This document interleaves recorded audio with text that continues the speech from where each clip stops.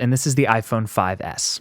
This is Apple's flagship phone, but it's the mid-cycle version. Like the 4S and 3GS before it, this device comes with a bunch of changes and improvements, but no huge design refresh. On the plus side, at least this year, unlike with the 4S, people will know you bought a new phone.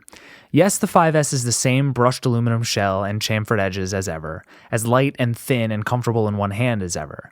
I do wish there were an option with a slightly bigger screen, but overall, it's still hard to beat the design and construction of the iPhone 5S. But it has new color options, which give it a great new look. There's silver, the same color you can get on the 5, but now there's also space gray, a slightly lighter version of last year's model that I actually like better. And then there's gold, the surprising new entrant. It looks great. The only other design change is on the front of the 5S, where Apple has redesigned the home button you'll press countless times every day. Now there's a ring around the button that matches the color of your phone. It's designed so that the iPhone 5S can read your fingerprint, which enables easily the most innovative feature on the 5S, Touch ID.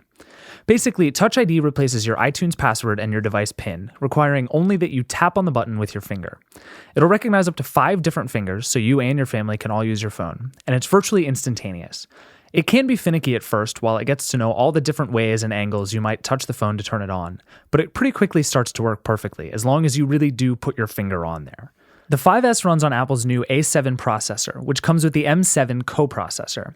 The M7 takes inputs from the compass, accelerometer, and other sensors, and together they let the phone tell when you're driving, or when the phone's idle, or when you get out of the car and start walking. The A7 itself is kind of the same story. It's good now, but there's really nothing to do with all the power it offers.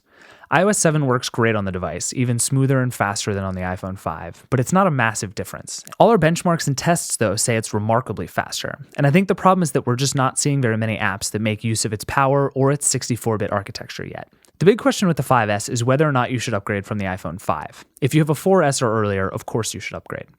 But if you have a 5 and you care about taking pictures, you probably should as well. The 8-megapixel camera on the iPhone 5S is fantastic. It's the same megapixel count as the iPhone 5, but the aperture is faster, and more importantly, the sensor is bigger, which means individual pixels capture more light. That makes the iPhone 5S a much better camera when lighting is bad. The A7 processor also lets you use image stabilization in your photos, zoom in and out while you're shooting videos, and best of all, shoot slow motion video. It shoots at 120 frames per second at 720p, then plays back at 30 frames per second, giving you an awesome run from normal speed to slow motion and back again. The processor also makes for better photos just because it's able to shoot so many more of them. The phone captures 10 frames per second, and if you ask it to, it will automatically choose the best one for you, though I wound up just picking myself a lot. Regardless, using burst mode is really easy and a great failsafe if you want to make sure you always get the right shot. So is the True Tone flash, but I almost never use that. It uses 2 different colored flashes to light your subject better and match the scene around you, and it's definitely better than most flashes, but it's still a lot worse than just not using a flash. Battery was the one slight disappointment in the 5S upgrade. That's not to say it's bad. It's not. It's not even worse. It's just not meaningfully better than the iPhone 5. You'll get a full day as long as you don't use it constantly, but nothing more. The iPhone 5S starts at $199 for 16 gigabytes of storage, and it's the best iPhone ever. But of course it is. There are plenty of cool features here, but Apple and developers both need to work to get the most out of the A7, the M7, and even from your fingerprint. And for those still wanting a bigger screen, there are plenty of alternatives like the HTC One and the Moto X that the 5S doesn't exactly leave in the dust.